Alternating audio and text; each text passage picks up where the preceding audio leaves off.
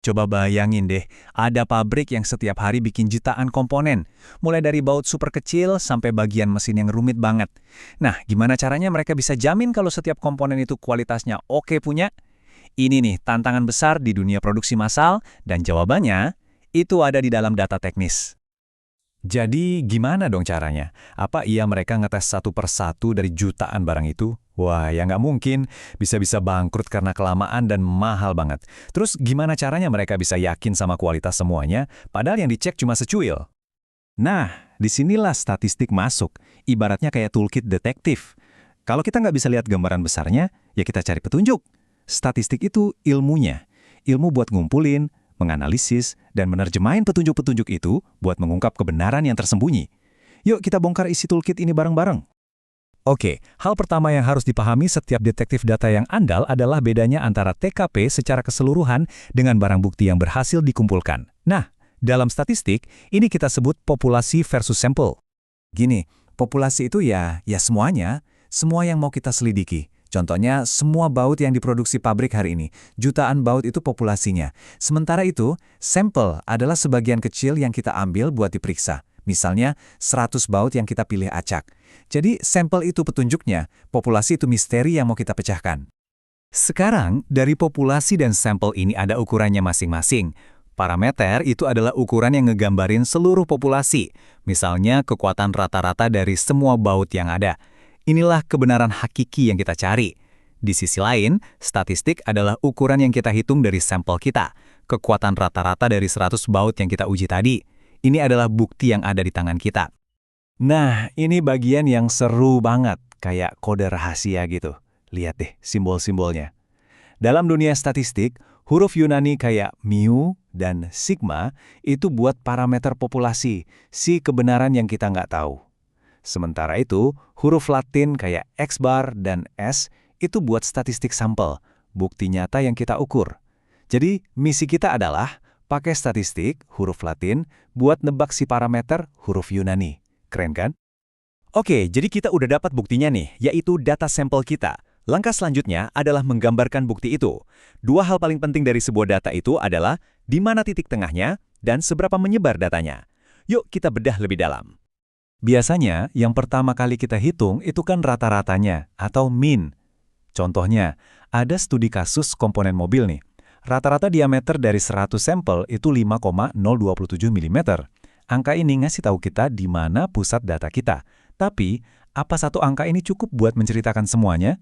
Jawabannya sama sekali enggak. Coba dipikirin ini sebentar. Kalau ada dua merek cat, dua-duanya rata-rata tahan 35 bulan.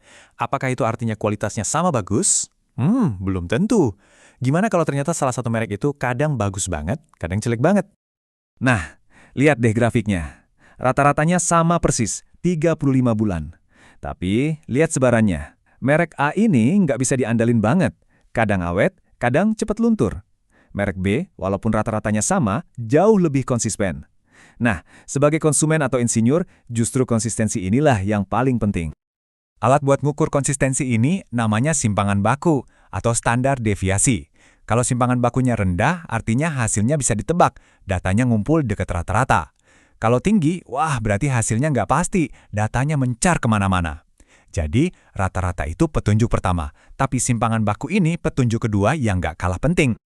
Oke, bukti udah ada, analisis sudah. Sekarang bagian paling serunya, kita mau coba bikin kesimpulan tentang seluruh populasi. Nah, ini namanya inferensi statistik.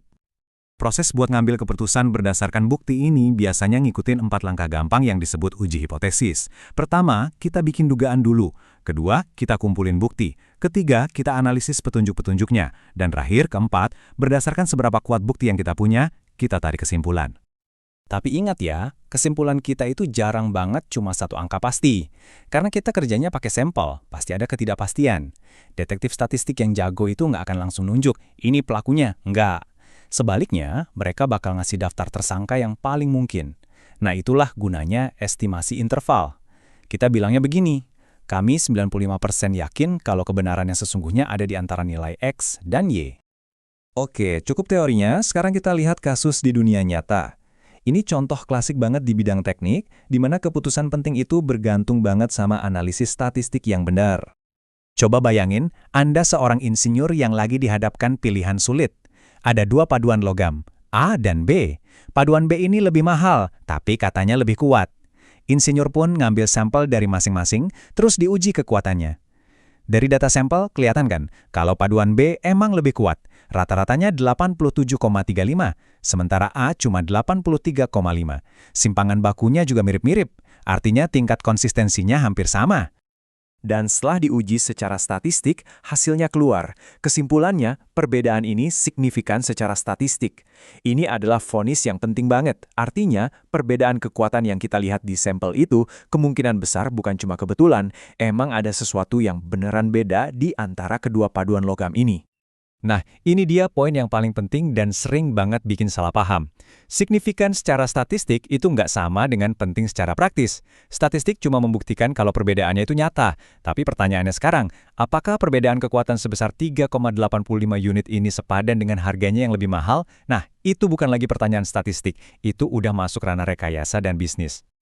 Oke, kasusnya selesai. Jadi apa aja nih pelajaran penting dari investigasi statistik kita tadi? Yuk kita rangkum sebentar. 1. Parameter populasi dengan simbol Yunaninya itu adalah kebenaran yang kita kejar. 2. Statistik sampel dengan simbol Latinnya adalah petunjuk yang kita pegang. 3. Jangan cuma lihat rata-rata, simpangan baku itu krusial banget buat ngerti variasi dan konsistensi. Dan yang paling penting, ingat baik-baik bedanya signifikansi statistik sama signifikansi praktis.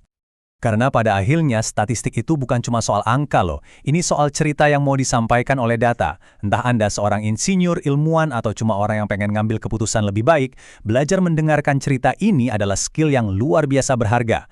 Jadi lain kali Anda lihat data, coba tanya diri Anda sendiri. Cerita apa sih yang lagi dia coba sampaikan?